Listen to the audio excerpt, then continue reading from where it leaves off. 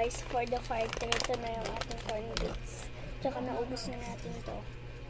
Tsaka ito na ang ating chaki at corn bits.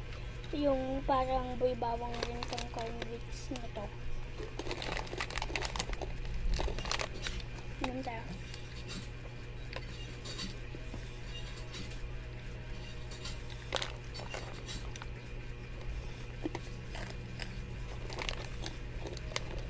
Sarap. I-rate ko lahat ng kanaan ko. 10/10. Sarap.